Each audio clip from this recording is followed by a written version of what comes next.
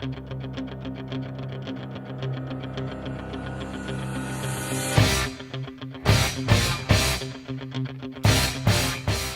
projectile is an object upon which the only force acting on it is gravity. The projectile motion for a ping pong ball is non-horizontal projectile motion. Even though a projectile has an upward motion, it does not have a continual upward force. Upward force is required for upward acceleration, not upward motion. Gravity causes the upward acceleration to slow down and the projectile to move downward. Therefore, the effect of gravity on a projectile is a downward force and a downward acceleration.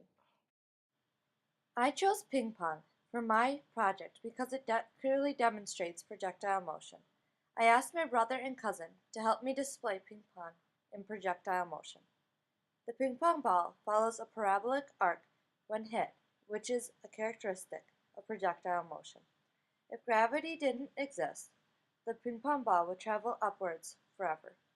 But because of gravity, the ping pong ball travels on an arc. The equations you would use for projectile motion are gravity, which is the change in velocity over time, horizontal displacement, which is the initial horizontal velocity times time, and vertical displacement, which is the initial vertical velocity times time, plus 1/2 vertical acceleration times time squared.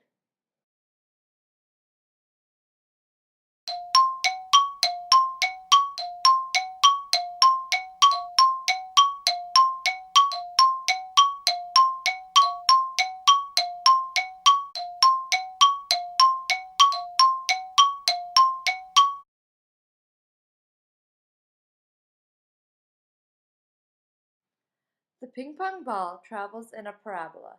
The upward acceleration of the ping pong ball slows as it approaches the apex and then accelerates downward because of gravity.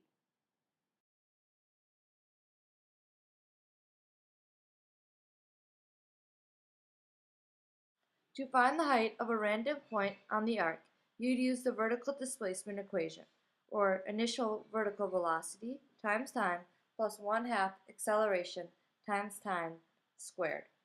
You would use the initial velocity and acceleration due to gravity, but you would change the time value of the time to the point that you are trying to find the height of. Then insert your values and calculate.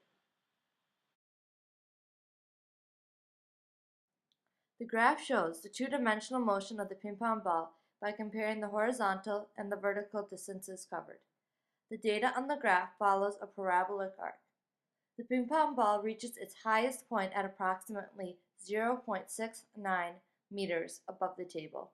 The ping pong ball traveled 1.1 meters horizontally.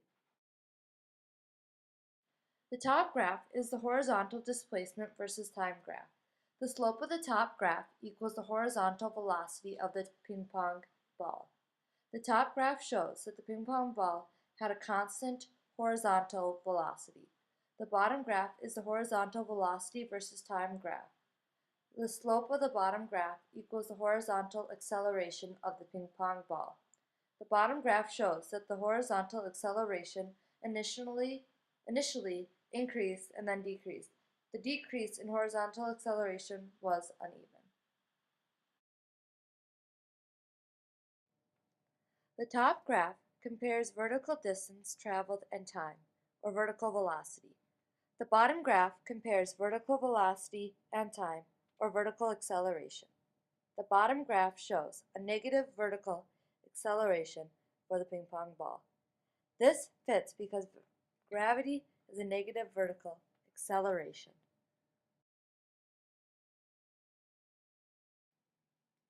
Ping pong was a great example for projectile motion because it had a parabolic arc, upward acceleration, and acceleration due to gravity. By calculating, I was able to find the ping pong ball's height, horizontal distance it traveled, both horizontal and vertical velocities, and time.